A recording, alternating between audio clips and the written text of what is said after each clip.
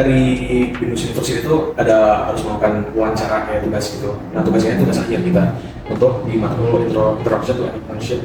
Nah di sini kan kita ada beberapa pertanyaan. Yang pertanyaan satu ini kan kalau membuat bisnis itu intinya gitu pasti kayak kita butuh motivasi dan passion dan lain-lainnya. Kalau co-thinking bagaimana nih Bapak menentukan passion dan motivasinya tersebut? Bagaimana menemukan passion ya atau motivasi di dalam bisnis kita di masa depan? Saran saya yang pertama, kalian harus cari cycle bisnis yang passion kalian mau ke depannya apa nih. Misalkan aku mau bisnisnya kecantikan, ya kamu dari sekarang dari kuliah tingkat 1 cari nih orang-orang yang sudah berhasil dan sukses di bisnis kecantikan itu. Cari cycle pertemanan mereka, gimana caranya mereka bisa membuat bisnis mereka menjadi besar. Itu contohnya seperti itu ya. Motivasinya di dalam bisnis ya pasti kita pengen sukses, pengen kaya. Ya kita harus bisa lihat dari orang-orang yang udah sukses, makanya penting banget di usia kalian di kuliah seperti ini, mulai dari sekarang tuh cari orang-orang yang sukses di bisnisnya. Oh, berarti kayak itu harus ngeliatin apa ya, kayak orang-orang yang sukses di dalam industri yang kita mau kan? Ya, terus kayak ikutin dia, belajar dari dia. Belajar dari dia. Jadi kalau dulu lah. Oh ya. Awalnya seperti itu. Jadi kalau kamu seringnya passionnya di bisnis kecantikan, ya carilah lingkungan itu. Nggak kenal, kamu harus kenalan. Oh iya. Terus kan kalau membuat bisnis itu kan kita harus ada kayak semacam peluang atau kesempatan untuk mendapatkannya ya. Terus peluangnya co-thinking ini gimana gitu? Kok bisa apa ya membuat bisnis ini gitu? Peluangnya itu bagaimana gitu? Kok bisa dapat gitu? Peluang di setiap kota kan beda-beda, tapi intinya kita harus mengenali nih kota kita, misalkan kota Bandung. Apa nih yang orang senang di Bandung misalkan? Oh senangnya F&B berbau lokal, Sunda misalkan. Ya kita harus cari peluang di situ. Biarpun banyak pesaing kita, tapi kita carilah di pesaing kita tuh pasti ada kelemahan. Pasti ada kelemahan. Entah kelemahannya dari harga, entah kelemahannya dari pengiriman, entah kelemahannya dari kebersihannya dan lain sebagainya. Ya. Cari tahu lah, cari tahu. Nah, terus kan kalau misalnya sebelum kita mau membuat bisnis itu kita harus seperti mengetes kelayakannya gitu, apakah bisnis ini tuh bisa survive di pasar atau tidak ya. Jadi sebelum co-thinking membuat bisnis ini tuh bagaimana gitu mengetes kelayakan itu? Pesaing ya, juga pesaing penting. Terus kita harus mengetahui dulu musuh kita, pesaing kita itu ada berapa orang di satu kota. Terus intinya kenali musuh pertama. Yang kedua, produk yang kita hasilkan di satu kota tersebut apakah menunjang daya beli dari masyarakat tersebut. Nah, yang ketiga, cara marketingnya pentingnya kita harus pikirin dulu cara marketingnya bagaimana di kota tersebut.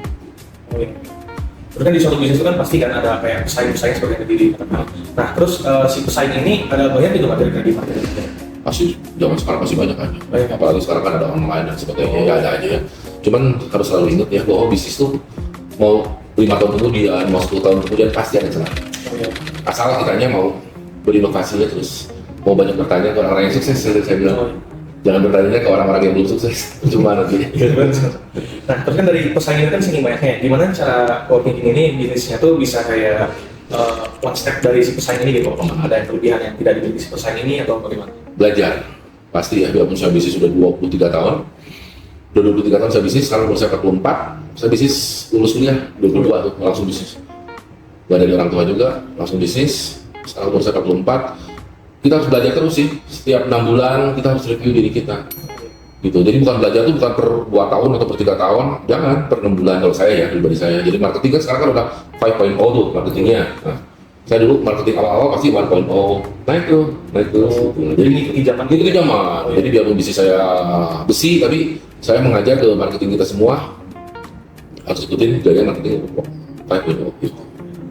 Oke, terus kalau boleh tahu nih Pak, hak paten apa aja gitu yang co-thinking miliki? Mau merek besi ya, Oh, oke. merek besi kita udah daftarkan, jadi kita bisa masukin ke seluruh Indonesia. Oh iya. Nah, terus menurut co-thinking ini persepsinya gitu, bagaimana Pak? Seberapa penting sih untuk memiliki hak paten tersebut gitu? Penting banget itu. Kan hak paten itu sesuatu hal yang kita raih ya, yang kita ini kok. Mau jangan begini loh, jangan udah sukses baru hak paten. Kalau kata saya salah, dari awal dulu aja. Nggak ribet kok, nggak usah. Sejak awal memiliki bisnis ini butuh berapa tahun untuk udah punya hak paten? Karena saya dulu belajarnya otodidak, terus mentor juga kurang dalam berbisnis, jadi ada kelama saya butuh waktu hampir tahun ke-8 baru punya hak paten. Itu salah. Harusnya kalian setelah nonton video ini harusnya bisa lebih seperti dibanding saya. Kalau kalian kan sekarang luar biasa ya, dulu kalian bisa di YouTube, di TikTok, di Instagram, banyak lah. Iya. Kalau saya kan nggak ada, Iya. semua. Iya sih. Gitu, ada kelebihan ada kekurangan sih, tapi lebih banyak lebih. Oh. Lebih banyak. Kalau kekurangan konten itu apa nih? Kalau produk kita ternyata nggak laku ya, Oh. kitanya kurang bisa marketingnya, akhirnya nama kita jelek, nama perusahaan kita jelek. Tapi kalau kita punya hak paten, hak merek gitu ya, kalau di satu kota merek kita berhasil, biasanya orang tuh udah enak aja sama brand gitu. Bakal tahu gitu sih. Iya, iya. Oh iya. Kayak saya sekarang udah menguasai beberapa kota, misalkan di Jawa Barat dan di Jawa Tengah, ya enak aja. Jadi kalau udah ada merek kita nih, orang nggak mau cari merek yang lain. Oh iya. Udah sih, itu aja pertanyaan dari kita. Terima kasih ya. Ya, terima kasih. Sukses ya. Ya, bisa.